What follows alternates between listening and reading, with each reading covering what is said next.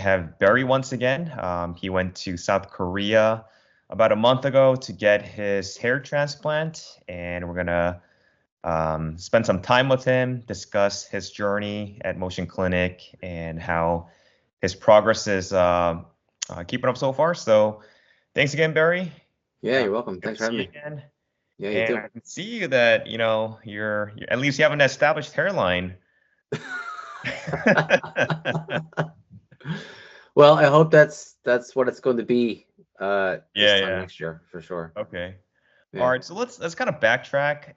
Do you mind telling us what your journey was and how it was like traveling to South Korea, getting your procedure at Motion, and then coming back to Canada and all that good stuff? It was I gotta say it was a great experience. Getting there, of course, with all the travel logistics and stuff like that, it went rather smooth. The whole that 15-hour flight to Korea was like, oddly enough, wasn't too bad. Yeah, it was long, but I think I watched like 6 or 7 movies, like long movies. And Yeah. just it was fun. Okay.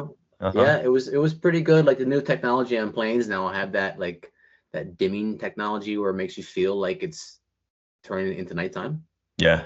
So that was pretty cool. It was fun. And like getting there was a bit of a mess because the airport, and it was quite odd actually. It was like just horrendous with people. It was crazy trying to get through customs and stuff like that. It took like 2 hours to get through. But other than that, like Motion had they had their staff waiting there for me the whole time. By the time I got there, it was about, all said and done, it was probably about 7 p.m. Okay. Seoul time. So it was, they walked me right to my hotel and made sure I was checked in, which was amazing. And I slept, pretty good that night, and I had a day off the next day, which just, catching up on some rest. And like the day after that was procedure day. And that happened like so fast. Like it was unbelievable. Like Kim was fantastic. The whole crew was fantastic and guiding me on what I wanted and the type of look that that they thought was going to suit my, my age and my face and stuff like that, and like what I had to work with. And it was a long day, no doubt, but it was a very comfortable procedure. The only thing that wasn't comfortable was lying on that face guard for hours. It was like 5 hours at first, and then it was like 4 hours at first, and then it was like a lunch break, and then it was like the flip over and all that kind of stuff. So that stuff was like really uncomfortable. Yeah. The procedure itself was nothing. It was like really, really comfortable. I gotta say, it was not as bad as I was anticipating, type of thing. Like the anesthetic and stuff like that was pretty good. They had like a vibration tool every time they stuck a needle in the back of the head. And you didn't even notice it. So that was pretty cool. Yeah, so, I don't think they had that when I had my hair transplant a few years back. So like, I guess for a lot of people, one of the worst parts is the anesthesia. Yeah. Since that's kind of like the part that hurts the most. But I'm glad that they started introducing that little vibration tool thingy to kind of distract. Yeah. They do the injections, right? Yeah, I thought that was really cool. I didn't expect it. And they didn't tell you what was kind of going on. It was just like, okay, now it's happening. And it was especially like the biggest thing for me was like, like I said before in our last meeting was shaving of the head. That was like, oh God, this is happening. And then it happened like so quick. It was gone. I was like, wow. This feels so great, right? So how long was your procedure? I think it was like 8 hours. 8 hours long? Like full 8 hours, yeah. Yeah. And how many grafts did you get in total? 34 in total. 3,400. Yeah. Okay, wow. And that's for the hairline and parts of the mid scalp. It's just kind of like in the crown area, right? Right about there. No crown. Oh, no crown. Just the hairline and mid scalp. Okay. Yeah. I think he wanted to add more density to it. Yeah. Right. Nice, man. Did you after the procedure, were you able to I guess walk around and look around Seoul and Gangnam, and did you do like kind of a little bit, not very much. It was insanely hot. Yeah, It was so hot. It's probably the worst time to go. Yeah, and Kim was like, he's like, I know, man, it's so hot here. It's like unbearably hot, and it really was. Like you almost felt yourself cooking. But you know, I was nervous after the procedure in a sense because I didn't want to like sweat too much, and I didn't want to be out in the heat too long. So I tried to stay underground a little bit and just kind of walk around and get some food. But that's really about it. I tried to lay down pretty extensively. Yeah. Right. What kind of steps did you take as far as aftercare after like the first few days post hair transplant? Was there anything specific or any guidance that they gave you? Just the basic, like, I had the neck pillow and I was like sleeping pretty much upright for the whole duration I was there. The day after was the first hair wash, or head wash, I should say, because there was no hair there. That was great. Everything looked really, really good. After that, there was like, I ate pretty light during the whole stay type of thing. I didn't drink any alcohol. Kind of went by the rules of like not drinking. Yeah. Like a week before procedure and 10 days after procedure, I didn't have anything. So I was pretty, the way I am anyways, to follow the rules pretty sensibly and make sure everything is healing properly. So I didn't, just step by step. Yeah. Kept it cool. I was really weirded out, like, with the bucket hat they gave me, which was like really oversized, and which was like almost kind of, humorous in a sense because my head's big anyway. And they gave me this hat that was like, I was like, this is really big for me. He's like, well, that's all we got type of thing. So I was really freaked out about it. If there was like a gust of wind, I'd have to like grab it constantly. Yeah. But other than that, it was just playing by the rules. Yeah. And it looks like a lot of the redness kind of subsided. Oh, you think so? Yeah. Compared to some photos that I've seen. Yeah. Kim it's sent pretty out. red there now. It's weird. It's I don't know how to describe it. Is there's like, I'm getting like a few pimples and stuff like that, which I know it's normal. Yeah. Don't pop them. It's no probably folliculitis, and they'll just resolve on their own. Right. So they gave me some kind of ointment for that, so I've been using, which they've been clearing up quite well. The redness I assume is going to last for a few months, right? Yeah, and it gets better over time. Obviously, like the more pale you are, it's going to be a little bit more noticeable. Like mine was pretty noticeable too for at least like 3 to 4 months. Yeah. And I've been wearing, beanies and hats. It was during winter time, so I was able to kind of disguise it just a little bit. Yeah, I'm wearing a beanie now. Like one of those, they gave me like a really soft toque, you know what I mean? Put on, so I've been wearing that and like a couple of hats that's not really interfering with the hairline. Yeah, well, I mean, they don't do anything because, the grafts are fully anchored, really anchored into your scalp, and you can do any type of washing you like. It's not going to do anything. So I know you're still kind of weirded out though, because it's like it's so foreign. Do you know what I mean? Like it's like these follicles once were on the back of my head, and now they're like, I wonder how the follicles feel. They're like, what is happening? Now I'm up front. That was weird. The only thing that's I would say the most uncomfortable is the itch. Yep. In the donor area, it's like it's insane, the itch. Yeah. Right. It's like that. Like for me, it even persisted until like the 7 to 8 month mark. I heard this stuff. They can last quite a bit. But I mean, there's really not a whole lot you can do. You can try applying like some, anti-itching cream to kind of which I've been doing. Yeah. Right, and then like anti-itch like medication and stuff like that. But I mean, all that stuff is very mild anyway. Yeah. It's just gonna get you through a couple hours. Yeah. Other than that, I mean, you just kind of have to just stick it through and just not scratch as much. Yeah. But I mean, at least you're past the more difficult phase of going through the hair transplant and to worry about not dislodging any of the grafts. Like it's been exactly a month, right?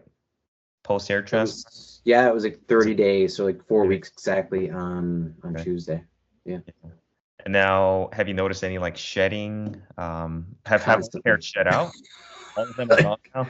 Like not all of them, but it's just like a lot of a lot of shedding. I didn't realize that it was going to be so aggressive at first, because at like for the first while I was like, oh my god, like maybe I'm going to be that rare percentage where I'm not going to shed too much. And then all of a sudden it was like, almost as soon as I said it, it was like, oh my gosh, like it's all over the place. Yeah, I mean that's what we call the ugly duckling stage, where all the hairs they're gonna fall out. Yeah. And you're gonna look worse than you did before.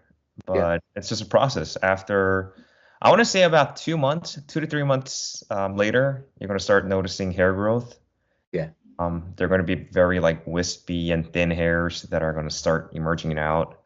I like when I got my hair transplant, I just like cutting my hairs pretty uniform and short, all the same length, just because it's gonna be weird. Like you have like a little bit of hairs growing out when the rest of your hairs are like super long, or So I just like keeping keeping everything uniform.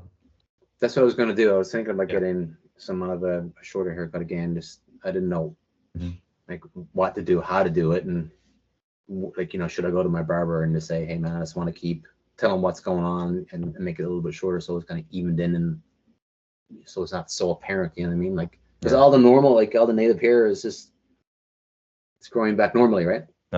Yeah, exactly. And then you got this like this thing of a transplant that's just kind of waiting for the next couple of months to catch up. So yeah, I think it might get something a little bit tidy. Yeah. What were some of the reactions from your family or friends when they saw you? Well, the only people that actually know is just my wife and my kid. Okay. They knew obviously from the start. But like my family, they all live in another province, so it's just both of them and some family close by that that are really close to me. And so it's not many people at work. My boss knows, but where it's like it's a kind of a remote situation. I showed up with a hat and like a beanie on, and people are just kind of like, they don't want to ask. Yeah. You know what I mean? They're like, they knew something's going on, right? But I think this is such a human, like human nature, human response when they see someone who was at work and they had like had a hair and they didn't wear any hats at all, and now all of a sudden there's no hair and there's like hats and they're like, Yeah. So well, I mean, it's the norm now. It's when it comes to hair transplant, it's far more accepting now than it was even a few years back. Yeah. There's a lot of people that, even younger people, man, like in their 20s, mid 20s, early 30s, that are getting their hair transplants. Like when I got mine, when I got, well, even both my procedures, I didn't tell anybody other than close friends, and my wife knew. I didn't tell my parents at all. And it was kind of funny because I've been making all these videos on YouTube about hair transplantation, and they had no clue that I had a hair transplant.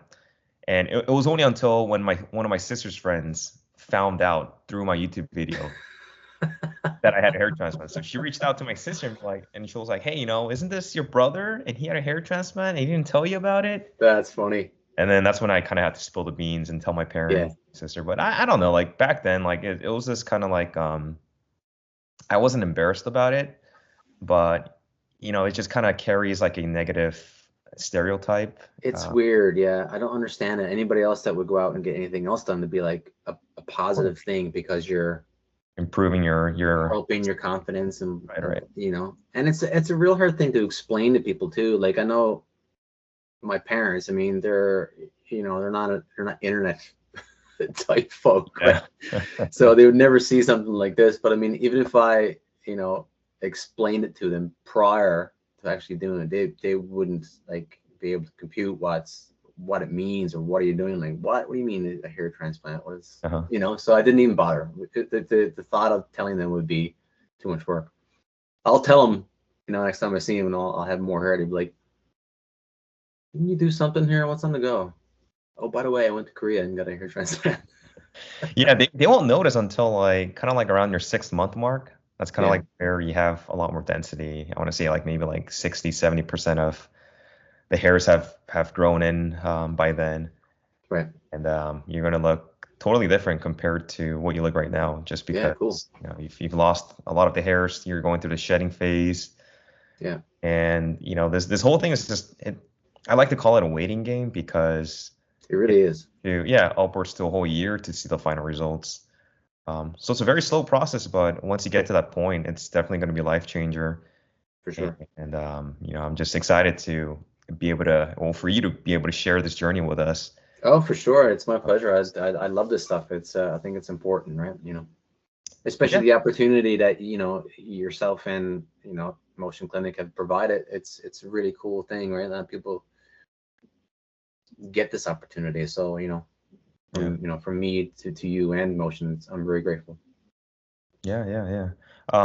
For those who are watching this video, is there anything, or even considering getting a hair transplant at Motion, is there anything that you want to tell them as far as anything that might be of benefit for them if they want to decide to pull the trigger on getting a hair transplant?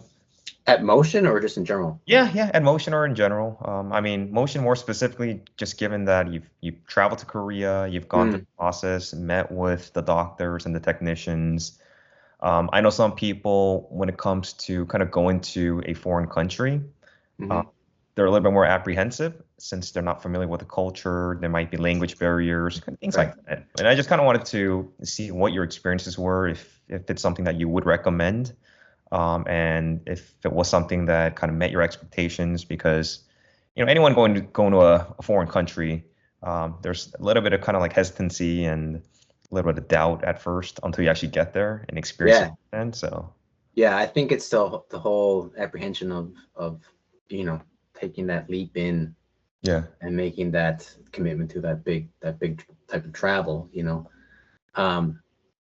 That was it for me. I mean, like, once I got there, I felt pretty good. I'm pretty good with change. I'm pretty good with trying to adapt as much as possible. Humans are human. So that was, seeing that the other part of the world was really fantastic. So I mean, if you want to do that, that's fantastic. Right.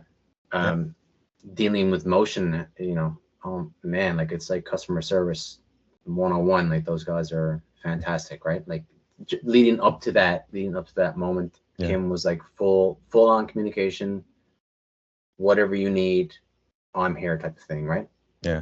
So that was really, really great. It made you feel comfortable.